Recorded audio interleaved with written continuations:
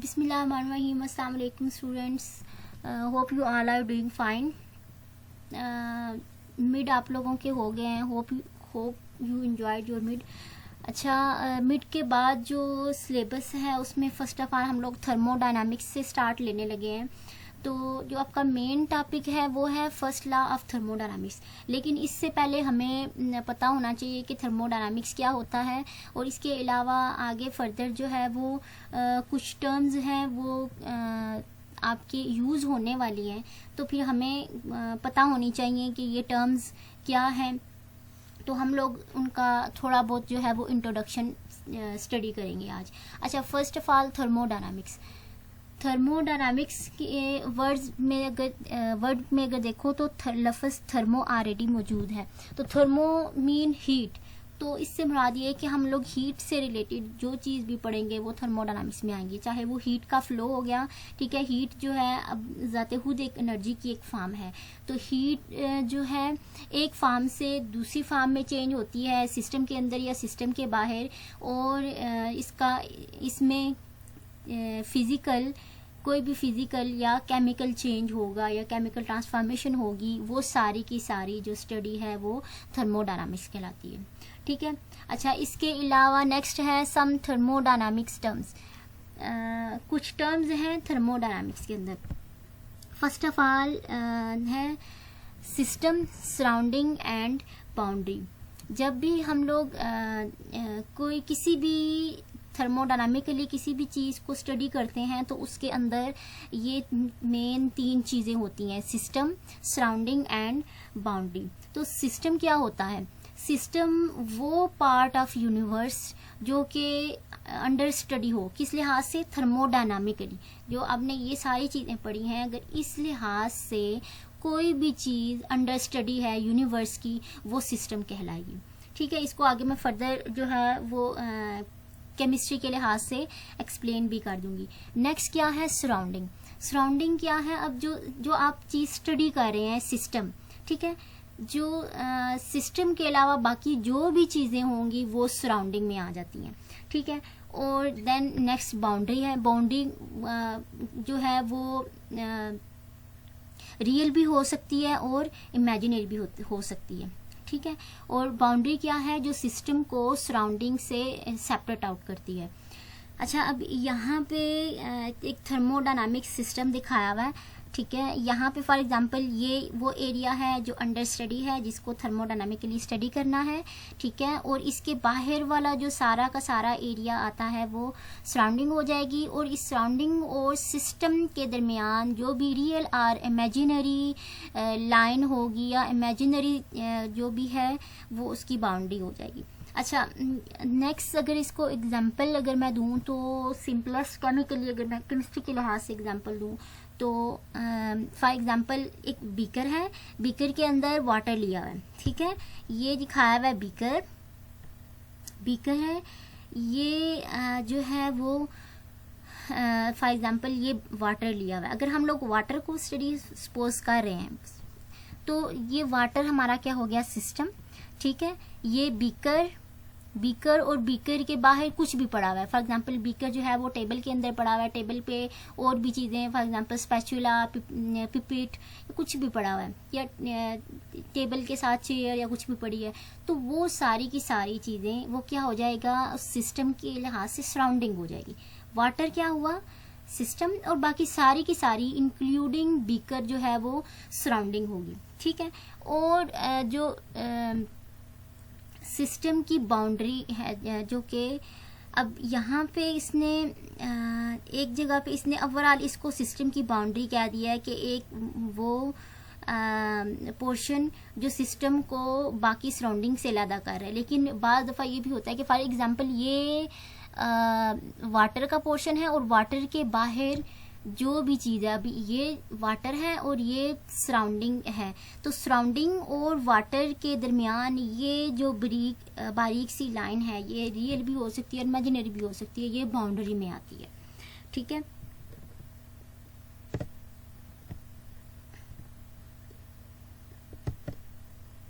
अच्छा, नेक्स्ट जो टर्म्स है सम थर्मोडायनामिक्स टर्म्स में यह है होमोजीनियस एंड हेट्रोजीनियस सिस्टम, ठीक है।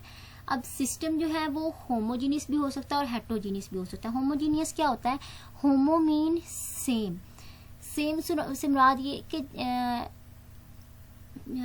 मतलब कि ऐसा सिस्टम या ऐसी सिचुएशन जिसमें सिस्टम जो है वो यूनिफॉर्म रहे, थ्रू आउट यूनिफॉर्म रहे। इसकी एग्जांपल फॉर एग्जांपल है ये कि प्योर सॉलिड अब प्योर फॉर्म में है वो थ्रू आउट यूनिफॉर्म में होगा, ठीक है। लिक्विड अगर प्योर फॉर्म में है वो थ्रू आउट यूनिफॉर्म होगा।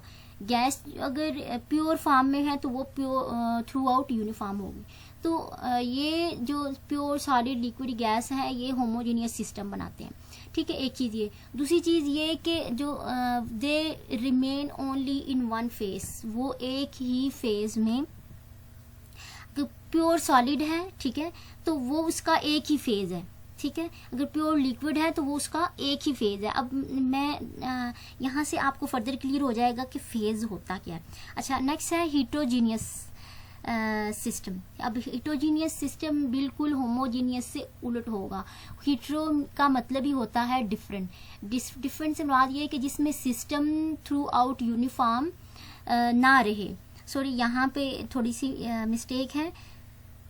यहाँ पे क्या है, सिस्टम थ्रू आउट यूनिफॉर्म ना रहे। इसकी एग्जांपल ये है कि for example ice in contact with water. अब देखें, वाटर है, आइस भी वाटर की एक फॉर्म है, ठीक है, और वेपर्स भी वाटर की एक फॉर्म है, ठीक है। अब क्या है, ये दो वाटर एक, या फॉर एग्जांपल कह लो कि लिक्विड, ये एक स्टेट है, ठीक है।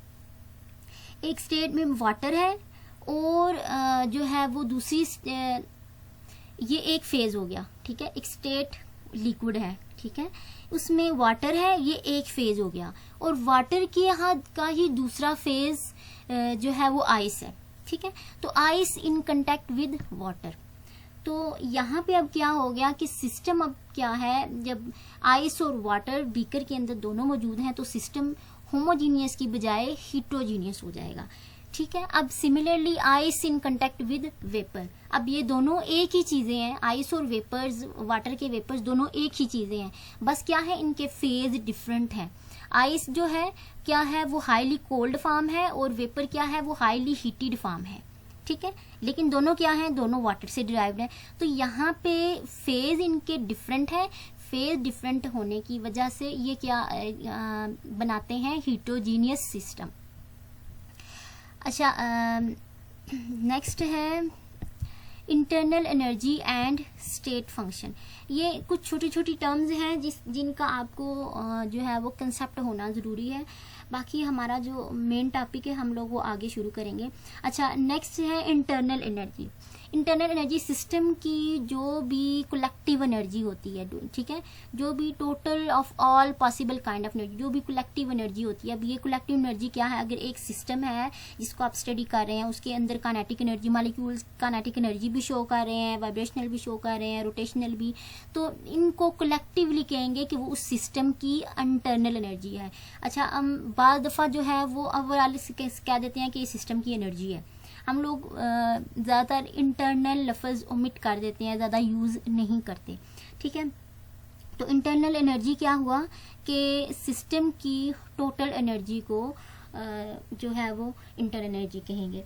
अच्छा, next it is a state function. अच्छा, स्टेट फंक्शन क्या होता है, जो इंटरनल एनर्जी है वो तो स्टेट फंक्शन। अब स्टेट फंक्शन क्या होता है कि ये सिस्टम की वो प्रॉपर्टी,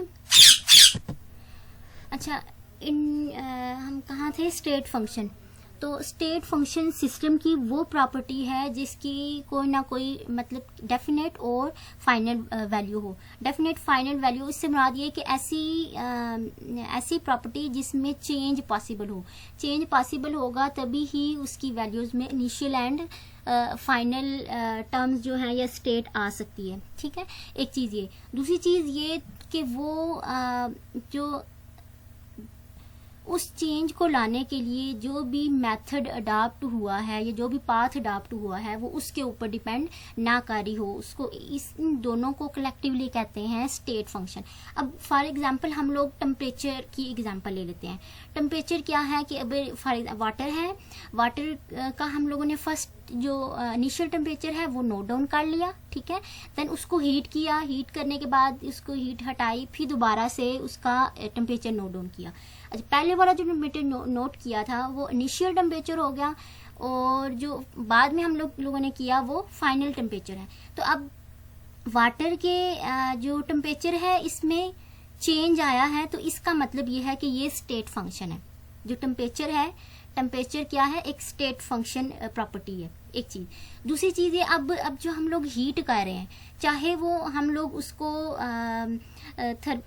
हीट करें, चाहे वो उसको इलेक्ट्रिकली हीट करें या मैकेनिकली हीट करें, ठीक है। इलेक्ट्रिकली मतलब कि थ्रू स्विच या से हीट करें या फिर किसी भी बर्नर के साथ हीट करें, ठीक है। वो अब दैट डजंट मैटर।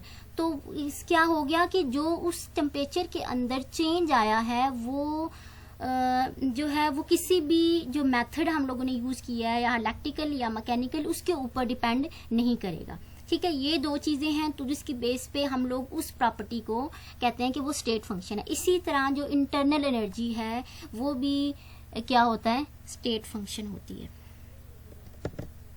नेक्स्ट है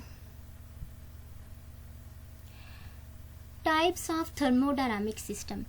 थर्मोडायनामिक सिस्टम जो है अब 3 तरह के होते हैं, ठीक है। 3 तरह के इस तरह से, एक है आइसोलेटेड सिस्टम। आइसोलेटेड सिस्टम ऐसा सिस्टम जिसमें which can transfer neither matter nor energy to and from its surrounding.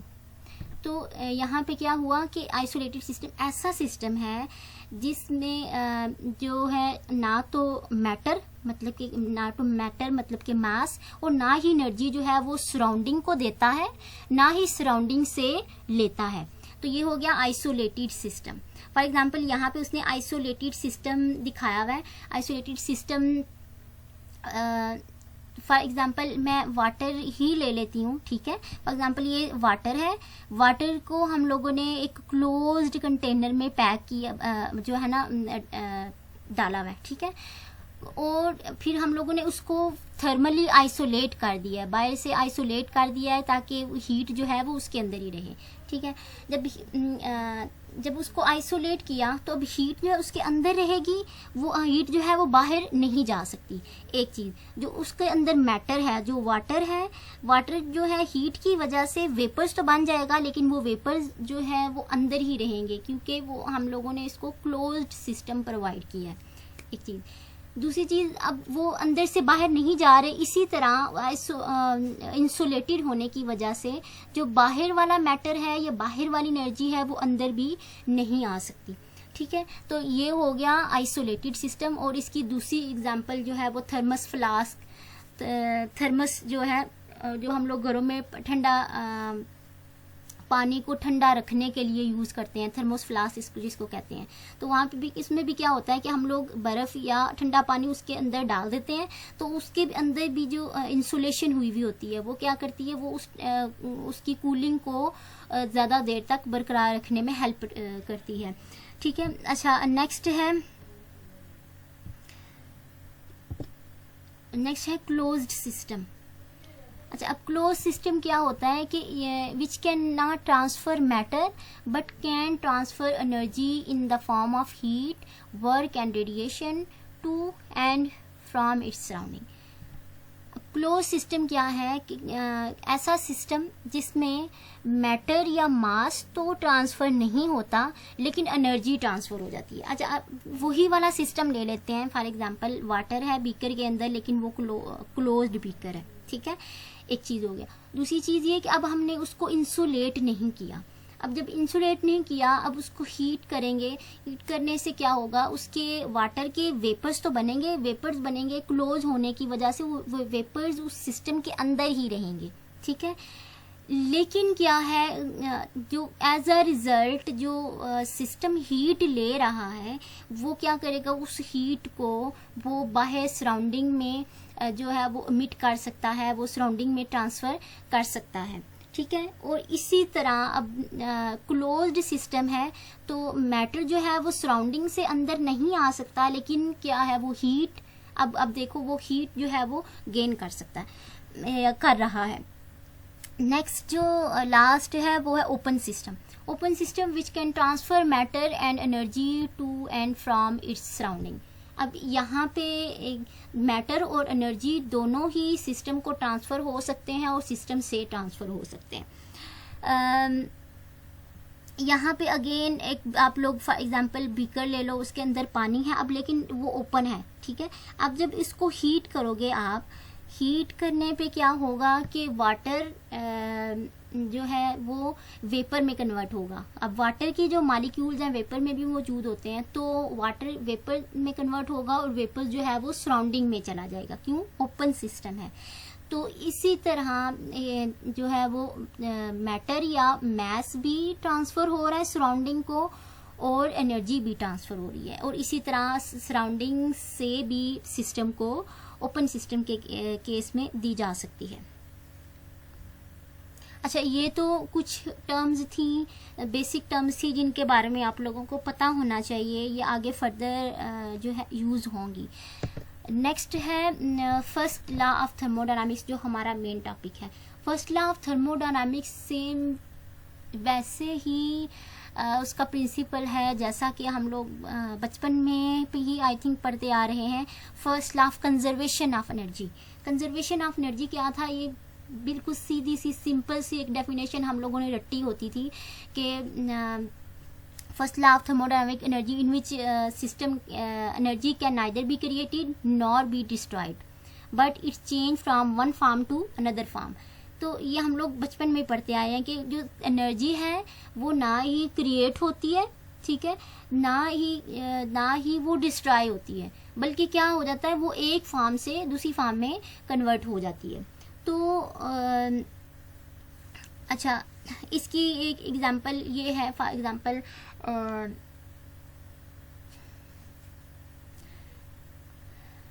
अच्छा, इसकी एक एग्जांपल ये है, जैसे जो आप लोग स्विच जो तारे हैं, वायर्स हैं, इनके अंदर एनर्जी आ रही है, ठीक है, एनर्जी पावर से एनर्जी आ रही है। ये कौन सी एनर्जी हुई, इलेक्ट्रिकल एनर्जी, ठीक है, इलेक्ट्रिकल एनर्जी आ रही है। लेकिन आप जब बल्ब ऑन करते हो, स्विच ऑन करते हो बल्ब को ऑन करने के लिए, तो क्या होता है, अब वो जो इलेक्ट्रिकल एनर्जी है वो कन्वर्ट होगी है किसमें, लाइट में, ठीक है। तो अब यहाँ पे ये क्या हुआ, law of conservation of energy, कि इलेक्ट्रिकल एनर्जी जो है वो कन्वर्ट हो रही है लाइट के अंदर। तो इसमें अब क्या है, वो एनर्जी ना डिस्ट्रॉय हुई है ना ही वो क्रिएट हुई है, वो बस एक फॉर्म से दूसरी फॉर्म के अंदर कन्वर्ट हुई है। सिमिलरली जो फर्स्ट लॉ ऑफ थर्मोडायनामिक्स है, अब यहाँ पे थर्मोडायनामिक्स की बात हो रही है तो फिर यहाँ पे हीट से रिलेटेड है। तो यहाँ पे क्या है, heat can neither be created not be destroyed but it can be change from one form to another form. अच्छा, इसकी और ये डेफिनेशन है, the total energy of an isolated system remains constant. जो टोटल एनर्जी है वो destroy या create नहीं हो रही, बल्कि क्या वो रहती है, ओवरऑल कांस्टेंट रहती है, though it may change from one form to another form, ठीक है। अच्छा, अब जो सिस्टम जो है, अब सिस्टम में जो हीट है उसके अंदर चेंज आ रहा है, ठीक है, हीट के अंदर अगर चेंज आ रहा है तो पहली अगर उसकी फॉर्म या एनर्जी के अंदर चेंज आ रहा है तो जो पहला उसको स्टेट ए है, ठीक है, स्टेट ए के लिहाज से जो उसकी एनर्जी है वो उसको फॉर एग्जांपल मैं उसको E1 कह देती हूँ, ठीक है। फिर आफ्टर सम टाइम जो चेंज आया है उसको फिर मैं कह देती हूँ कि E2। तो जब ये फिर कलेक्टिवली हो जाएगा डेल्टा E,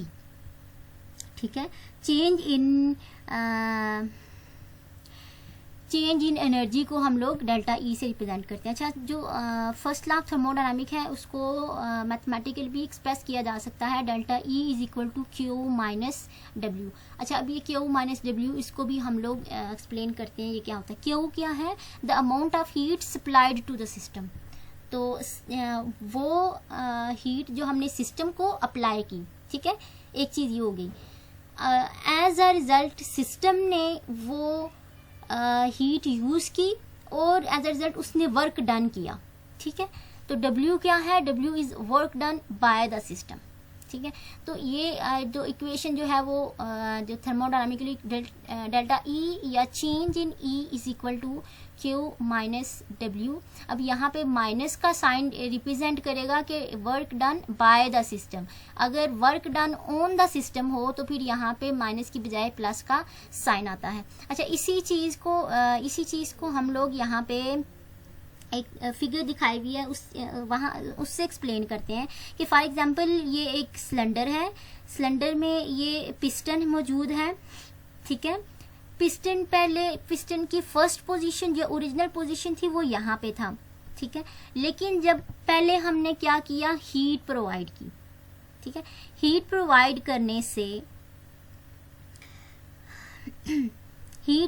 करने से पिस्टन जो है उसने अच्छा, अब यहाँ पे जब पिस्टन मौजूद था तो उस जो वॉल्यूम था गैस का वो V1 था, ठीक है।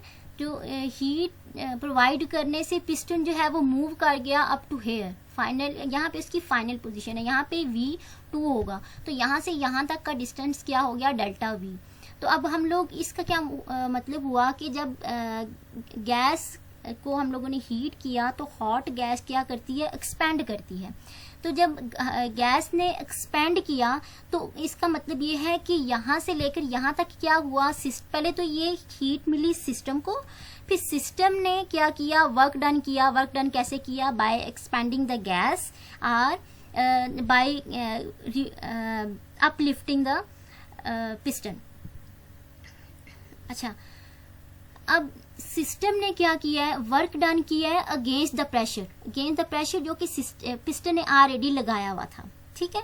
और वर्क डन क्या किया उसने, डेल्टा V। तो फिर हम लोग कह सकते हैं कि वर्क डन क्या हुआ, P प्रेशर वो है जो कि अगेंस्ट द प्रेशर जाके सिस्टम ने काम किया है। और क्या काम किया है, डेल्टा V उसने वो चेंज लेके आया है वॉल्यूम के अंदर बाय एक्सपेंडिंग द गैस। तो हम कह सकते हैं कि जो वर्क डन है वो किसके बराबर हो गया, P इंटू डेल्टा V के। तो हम लोग W की जगह या वर्क डन की जगह, work done by the system की जगह हम लोग ये लगा सकते हैं कि delta E is equal to Q minus P into delta V। ये भी एक final first law of thermodynamics की इक्वेशन हो सकती है। अच्छा, होपफुली आप लोगों को यहाँ तक समझ आ गया हो। आगे बढ़ते हैं। नेक्स्ट जो है फर्स्ट लॉ ऑफ थर्मोडायनामिक्स की बहुत से तरीकों से डिफाइन किया जा सकता है। एक डेफिनेशन आप लोगों ने पढ़ी पहले। अच्छा, when ever energy of a particular type disappears equivalent amount of another type must be produce. वही वाली बात के एनर्जी को ना ही डिस्ट्रॉय किया जा सकता है ना ही क्रिएट किया जा सकता है। अगर एनर्जी की एक फॉर्म खत्म हो रही है ना, डिसअपीयर हो रही है, तो उसी के बराबर, उसी की अमाउंट के बराबर एक और जो है वो टाइप एनर्जी की प्रोड्यूस हो जाएगी, ठीक है। अच्छा, नेक्स्ट जो है total energy of a system and surrounding remains constant, ठीक है। ना वो डिस्ट्रॉय हो रही है ना वो क्रिएट हो रही है, तो ओवरऑल हम फिर यही कहेंगे कि वो क्या है, कांस्टेंट रहेगी। एनर्जी कांस्टेंट रहती है किसी भी सिस्टम की। तो जब वो ना कांस्टेंट हो तो उसको फिर दूसरा वर्ड इसलिए भी यूज़ किया जाता है, कंजर्व्ड। एनर्जी कंजर्व्ड है। अच्छा, थर्ड जो है, it is impossible to construct a perpetual motion machine that can produce work without spending energy on it.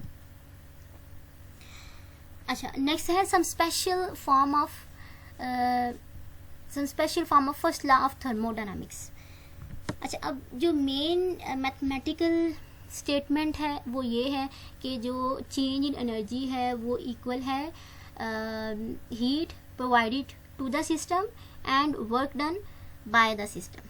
तो केसेस अब डिफरेंट इसके ऊपर अप्लाई किए हैं, देखते हैं वो क्या है। फॉर एग्जांपल अगर क्या है, for a cyclic process involving the isothermal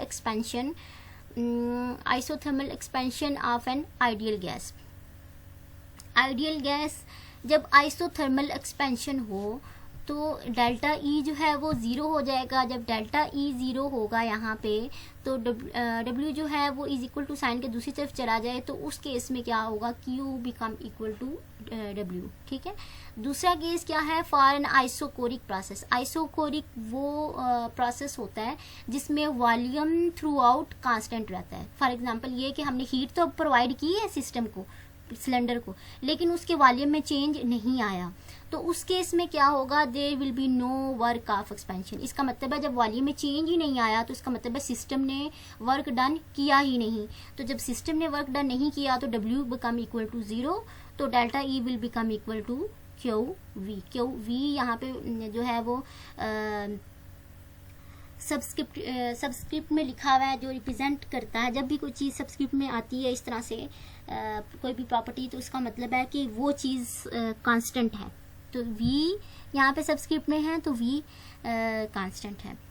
third case क्या हुआ, फॉर एन एडियाबैटिक प्रोसेस। अब एडियाबैटिक प्रोसेस क्या होता है, एडियाबैटिक प्रोसेस पर्टिकुलरली हीट से रिलेटेड है। एडियाबैटिक प्रोसेस जो है इसमें क्या होता है, हीट ना तो सिस्टम से बाहर सराउंडिंग में जाती है और ना ही सराउंडिंग से सिस्टम के अंदर आती है।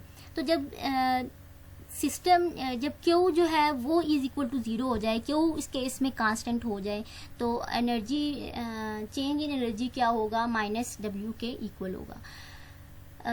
ठीक हो गया। अच्छा, चौथा केस क्या है, फॉर एन आइसोबैरिक प्रोसेस। अब आइसोबैरिक प्रोसेस वो प्रोसेस होते हैं जिसके अंदर हम लोग प्रेशर को कांस्टेंट रखते हैं। ठीक है। जब प्रेशर को कांस्टेंट रखेंगे तो ये इक्वेशन आप लोगों ने पढ़ी है, delta is equal to Q minus W, और W की जगह अगर हम लोग P डेल्टा V लगा दें। अब यहाँ पे क्या है, चौथा केस क्या है, अगर प्रेशर को ज़ीरो कर दें, अगर प्रेशर को ज़ीरो कर दें तो ये वाली टर्म ज़ीरो हो जाएगी और अगेन जो चेंज इन एनर्जी है वो इक्वल हो जाएगा heat provided to the system के। तो ये स्पेशल केसेस हैं, जो स्पेशल फॉर्म्स हैं जो कि thermodynamic first law of thermodynamics के ऊपर अप्लाई की जा सकती हैं। मतलब कि इन कुछ चीज़ों को कंट्रोल करके तो जो फर्स्ट लॉ ऑफ थर्मोडायनामिक है उसको थोड़ा सा मॉडिफाई किया जा सकता है। होपफुली आज का लेक्चर आप लोगों को समझ आ गया हो। कुछ चीज़ें तो बहुत बेसिक थी, वो आप लोगों ने फर्स्ट ईयर में उनका पढ़ा हुआ है, स्टडी किया हुआ है। ठीक है, अल्लाह हाफिज़।